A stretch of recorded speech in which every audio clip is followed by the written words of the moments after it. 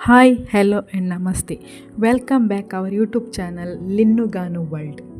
ನೀವೆಲ್ಲರೂ ಕಾಯ್ತಾ ಇರುವಂತಹ ಅನುಮಾನದ ನೆರಳು ಕಥೆಯ ಮುಂದಿನ ಸಂಚಿಕೆಯನ್ನು ನಿಮ್ಮ ಮುಂದೆ ಪ್ರಸ್ತುತಪಡಿಸುತ್ತಿದ್ದೇನೆ. ಇಬ್ಬರು ನೆಮ್ಮದಿಯಾಗಿ ಊಟ ಮುಗಿಸಿದರು. ಊಟವಾದ ನಂತರ ಲಕ್ಷ್ಮಿ ರಾಜುವಿನ ಕಡೆ ತಿರುಗಿ, ರಾಜು, ನೀವು ಹೋಗಿ ಹಾಸಿಗೆ ತೆಗೆದುಕೊಂಡು ಬಂದುಬಿಡಿ.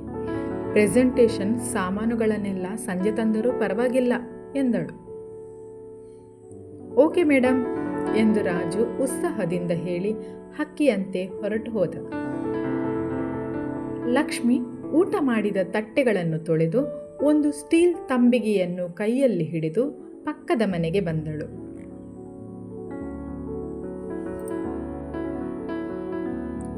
ಅಮ್ಮ, ಇನ್ನೊಂದು ತಂಬಿಗೆ ನೀರು ಕೊಡ್ತೀರಾ? ಸಂಜೆ ನಮ್ಮ ಸಾಮಾನು ಬಂದ ಮೇಲೆ ನಿಮ್ಮ ತಂಬಿಗೆ ನಿಮಗೆ ಹಿಂದಿರುಗಿಸುತ್ತೇನೆ ಎಂದಳು. ಅಯ್ಯೋ, ಪರವಾಗಿಲ್ಲ ಬಿಡಮ್ಮ, ತಂಬಿಗೆ ಏನು, ನೀನು ನೀರು ತೆಗೆದುಕೊಂಡು ಹೋಗು. ಆದರೆ ಹಾಗೇ ಹೊರಟು ಬಿಟ್ಟೆಯಲ್ಲ, ನಾನು ಸಾರು, ಉಪ್ಪಿನಕಾಯಿ, ಮೊಸರು ಏನಾದರೂ ಕೊಡೋಣ ಅಂತ ಅಂದುಕೊಂಡಿದ್ದೆ. ಊಟಕ್ಕೆ ಏನು ಮಾಡಿದ್ರಿ ಎಂದು ಆ ಮನೆ ಅಮ್ಮ ಕಳಕಳಿಯಿಂದ ವಿಚಾರಿಸಿದರು. ಅವರ ಮಾತಿನಲ್ಲಿದ್ದ ತಾಯ್ತನದ ವಾತ್ಸಲ್ಯವನ್ನು ಕಂಡ ಲಕ್ಷ್ಮಿ ಅವರ ಮುಖವನ್ನೇ ನೋಡುತ್ತಾ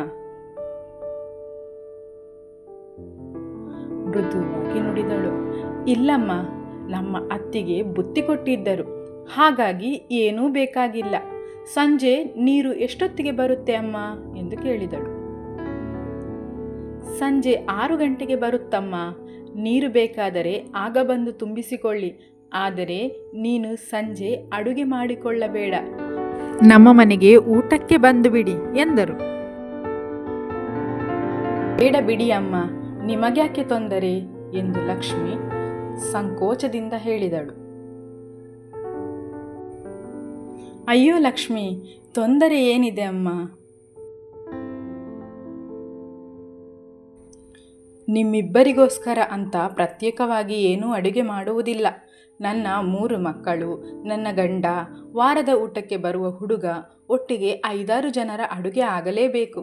ಅದಕ್ಕೆ 1 ಹಿಡಿ ಅಕ್ಕಿ ಹೆಚ್ಚಾಗಿ ಹಾಕಿ ನಿಮ್ಮಿಬ್ಬರನ್ನು ಊಟಕ್ಕೆ ಕರೆದಿದ್ದೇನೆ. ನೆರೆಹೊರೆ ಅಂದ ಮೇಲೆ ಇವೆಲ್ಲ ಇದ್ದದ್ದೇ. ನೀನು ನನಗೆ ಒಬ್ಬಳು ಮಗಳಿದ್ದ ಹಾಗೆ ಎಂದು ಪ್ರೀತಿಯಿಂದ ಹೇಳಿದರು. ಆ ಮಾತುಗಳನ್ನು ಕೇಳಿ ಲಕ್ಷ್ಮಿಯ ಮನಸ್ಸು ಕರಗಿತು. ನಾನು ಬರ್ತೀನಿ ಅಮ್ಮ ಎಂದು ನಗುತ್ತಾ ಹೇಳಿದಳು.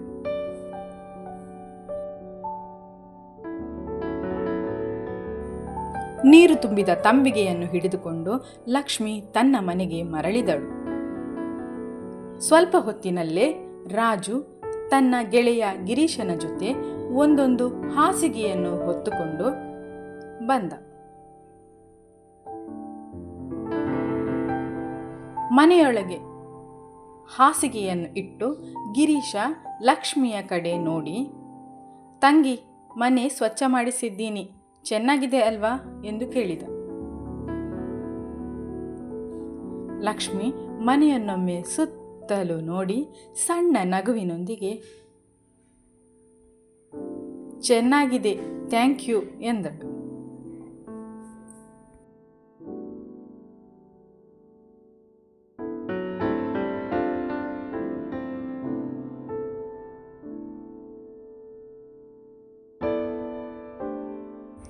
ಗಿರೀಶ ಹೊರಡುವ ಮುನ್ನ ಲಕ್ಷ್ಮಿ ಒಂದು ಸ್ಟೀಲ್ ಡಬ್ಬದಲ್ಲಿ ಸ್ವಲ್ಪ ತಿಂಡಿಯನ್ನು ಹಾಕಿ ಅವನ ಕೈಗೆ ಕೊಟ್ಟಳು. ಇದೇನಿದು ಲಕ್ಷ್ಮಿ ಎಂದು ಗಿರೀಶ ಆಶ್ಚರ್ಯದಿಂದ ಕೇಳಿದ. ನಮ್ಮೂರಿನ ಕೋಡ್ಬಳೆ ಕೊಬ್ಬರಿ ಮಿಠಾಯಿ, ತೆಗೆದುಕೊಂಡು ಹೋಗಿ ತಿಂದು ಸಂಜೆ ರುಚಿ ಹೇಗಿದೆ ಅಂತ ಹೇಳಿ ಎಂದಳು ಲಕ್ಷ್ಮಿ. ಸರಿ, ಖಂಡಿತ ಹೇಳ್ತೀನಿ ಎಂದು ಡಬ್ಬವನ್ನು ತೆಗೆದುಕೊಂಡು ಗಿರೀಶ ರಾಜುವಿನ ಕಡೆ ನೋಡಿ, ಬೆಳಿಗ್ಗೆ ಬೇಗ ಎದ್ದಿದ್ದೀರಲ್ಲ, ಈಗ ಸ್ವಲ್ಪ ನಿದ್ದೆ ಮಾಡಿ, ಸಂಜೆ ಚಹಾ ನಾನು ತರ್ತೀನಿ ಎಂದನು. ನೀವ್ಯಾಕೆ ತೊಂದರೆ ತೆಗೆದುಕೊಳ್ಳುತ್ತೀರಿ ಎಂದು ಲಕ್ಷ್ಮಿ ಕೇಳಿದಳು. ನೋ, ಚಹಾ ನಾನು ಮಾಡಿ ತರ್ತೀನಿ, 5 ಗಂಟೆಗೆ ಬರ್ತೀನಿ ರಾಜು ಎಂದು ಹೇಳಿ ಗಿರೀಶ ಅಲ್ಲಿಂದ ಹೊರಟ. ಅವನು ಹೋದ ನಂತರ ರಾಜು ಲಕ್ಷ್ಮಿಯ ಕಡೆ ನೋಡುತ್ತಾ, ಲಚ್ಚು, ಹಾಸಿಗೆ ಎಲ್ಲಿ ಹಾಕಲಿ ಎಂದು ಕೇಳಿದ. ಹಾಲಿನಲ್ಲೇ ಹಾಕಿ ಎಂದಳು ಲಕ್ಷ್ಮಿ. ರಾಜು ಹಾಲಿನಲ್ಲಿ ಹಾಸಿಗೆಯನ್ನು ಹಾಸಿದ. ಲಕ್ಷ್ಮಿ ಬಂದು ಮಲಗಿದಳು. ರಾಜು ಕೂಡ ಅವಳ ಪಕ್ಕದಲ್ಲಿ ಮಲಗಿ ಅವಳನ್ನು ತಬ್ಬಿಕೊಳ್ಳಲು ಮುಂದಾದ. 3 ತಿಂಗಳ ವನವಾಸ ಮುಗಿಯಿತು ಲಚ್ಚು. ನನ್ನ ಪಾಲಿಗೆ ನೀನು ಇನ್ನು ಪ್ರತಿದಿನ ಸಿಗ್ತೀಯಲ್ಲ. ಈ 3 ತಿಂಗಳಲ್ಲಿ ನನ್ನ ಗಿಣಿಗಾಗಿ ನಾನು ಎಷ್ಟು ಹಂಬಲಿಸಿದ್ದೆ ಗೊತ್ತಾ ಎಂದು ಪ್ರೀತಿಯಿಂದ ಹೇಳಿದ. ಆದರೆ ರಾಜುವಿನ ಮಾತುಗಳು ಲಕ್ಷ್ಮಿಯ ಮನಸ್ಸನ್ನು ಕರಗಿಸಲಿಲ್ಲ.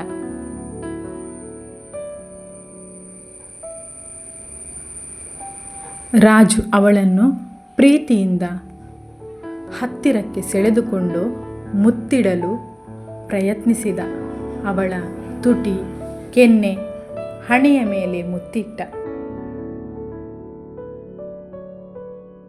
ಆದರೆ ಲಕ್ಷ್ಮಿ ಮಾತ್ರ ಕಲ್ಲಿನಂತೆ ಮೌನವಾಗಿ ಮಲಗಿದ್ದಳು. ಅವನ ಪ್ರೀತಿಗೆ ಅವಳಿಂದ ಯಾವುದೇ ಪ್ರತಿಕ್ರಿಯೆ ಇರಲಿಲ್ಲ. ಅವನ ಅಪ್ಪುಗೆಗೂ ಅವಳು ಸ್ಪಂದಿಸಲಿಲ್ಲ. ರಾಜುವಿನ ಮೇಲೆ ಅವಳಿಗೆ ಪ್ರೀತಿ ಇರಲಿಲ್ಲ ಎಂಬುದನ್ನು ಅವಳ ಮೌನವೇ ಹೇಳುತ್ತಿತ್ತು. ಆದರೂ ರಾಜು ಅವಳ ಮೌನವನ್ನು ಅರ್ಥ ಮಾಡಿಕೊಳ್ಳಲಿಲ್ಲ. ಅವಳು ತನ್ನನ್ನು ಒಪ್ಪಿಕೊಂಡಿದ್ದಾಳೆ ಎಂದುಕೊಂಡ. ಸ್ವಲ್ಪ ಹೊತ್ತಿನ ನಂತರ, ನಿನಗೆ ಆಯಾಸವಾಗಿರಬಹುದು ಲಚ್ಚು, ನೀನು ನಿದ್ದೆ ಮಾಡು ಎಂದು ಹೇಳಿ ರಾಜು ಕಣ್ಣು ಮುಚ್ಚಿದ. 5 ನಿಮಿಷ ಕಳೆಯುವಷ್ಟರಲ್ಲಿ ಅವನು ಗಾಢ ನಿದ್ದೆಗೆ ಜಾರಿದ್ದ. ಕೆಲವೇ ಕ್ಷಣಗಳಲ್ಲಿ ಅವನ ಗೊರಕೆಯೂ ಕೇಳಿಸತೊಡಗಿತು. ಲಕ್ಷ್ಮಿ ಅವನತ್ತ ನೋಡುತ್ತಾ ಕೆಲ ಹೊತ್ತು ಮೌನವಾಗಿ ಮಲಗಿದ್ದಳು. ಅವಳ ಮನಸ್ಸಿನಲ್ಲಿ ಮಾತ್ರ ಒಂದೇ ಪ್ರಶ್ನೆ: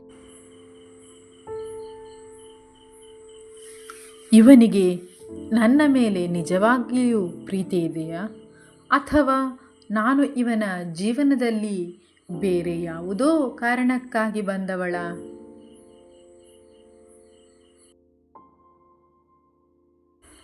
ಅರ್ಧ ಗಂಟೆ ಹೊರಳಾಡಿದರೂ ಅವಳಿಗೆ ನಿದ್ದೆ ಬರಲಿಲ್ಲ.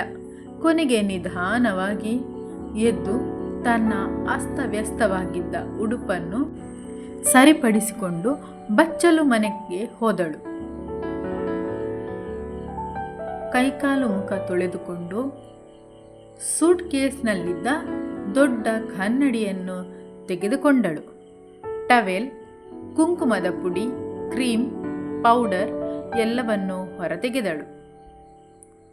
ಮುಖಕ್ಕೆ ಕ್ರೀಮ್ ಹಚ್ಚಿ ಪೌಡರ್ ಸವರಿಕೊಂಡು ನಂತರ ಹಣೆಗೆ ಅಗಲವಾಗಿ ಕುಂಕುಮವಿಟ್ಟಳು. ಲಕ್ಷ್ಮಿಯ ಹಣೆಯ ಕುಂಕುಮ ಎಂದಿನಿಂದಲೂ ಅವಳ ಗೆಳತಿಯರ ತಮಾಷೆಯ ವಿಷಯವಾಗಿತ್ತು. ನಿನ್ನ ಹಣೆಯ ಮೇಲೆ ಯಾವಾಗಲೂ ಹುಣ್ಣಿಮೆಯ ಚಂದ್ರನೇ ಮೂಡಿರುತ್ತಾನೆ ಕಣೆ ಎಂದು ಒಬ್ಬಳು ಹೇಳುತ್ತಿದ್ದಳು. ಹಳೆ ಕಾಲದ ಅಜ್ಜಿಯ ಹಾಗೆ ಕಾಣ್ತೀಯಲ್ಲ ಎಂದು ಮತ್ತೊಬ್ಬಳು ನಗುತ್ತಿದ್ದಳು. ನಿನ್ನ ಗ್ಲಾಮರ್ ಎಲ್ಲ ಹಾಳಾಗ್ತಿದೆ ಈ ಕಾಸಿನಗಲ ಕುಂಕುಮದಿಂದ ಎಂದು ಇನ್ನೊಬ್ಬಳು ಚುಡಾಯಿಸುತ್ತಿದ್ದಳು.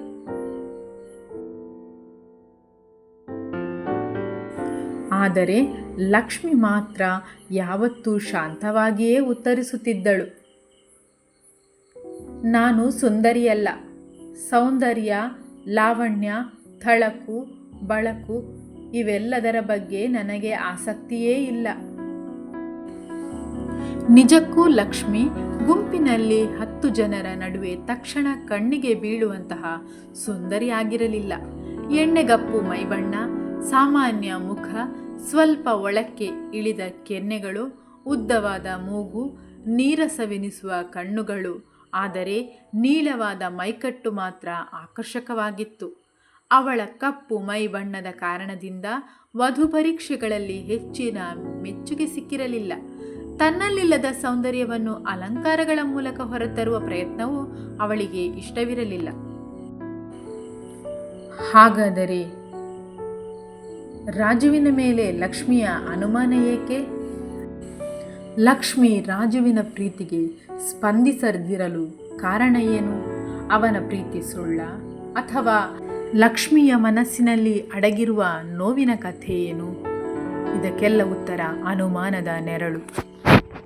ಇದೆಲ್ಲವನ್ನು ತಿಳಿಯಲು ದಯವಿಟ್ಟು ನನ್ನ ಚಾನೆಲನ್ನು ಸಬ್ಸ್ಕ್ರೈಬ್ ಮಾಡಿ, ಶೇರ್ ಮಾಡಿ, ಲೈಕ್ ಮಾಡಿ ಎಂದು ಆಶಿಸುತ್ತಾ, ಮುಂದೆ ರಾಜುವಿನ ಕೆಲಸ ಏನು, ಲಕ್ಷ್ಮಿ ರಾಜುವಿನ ಪ್ರೀತಿಯ ಬಗ್ಗೆ ಸಂಶಯ ಪಡಲು ಕಾರಣ ಏನು, ಇದೆಲ್ಲದಕ್ಕೂ ಉತ್ತರ ತಿಳಿಯಲು ದಯವಿಟ್ಟು ಪ್ಲೀಸ್ ವೇಟ್ ಆ್ಯಂಡ್ ವಾಚ್, ನನ್ನ ಮುಂದಿನ ಸಂಚಿಕೆಯನ್ನು ವೀಕ್ಷಿಸಿ ಎಂದು ಹೇಳುತ್ತಾ ಬಾಯ್ ಬಾಯ್, ಟೇಕ್ ಕೇರ್.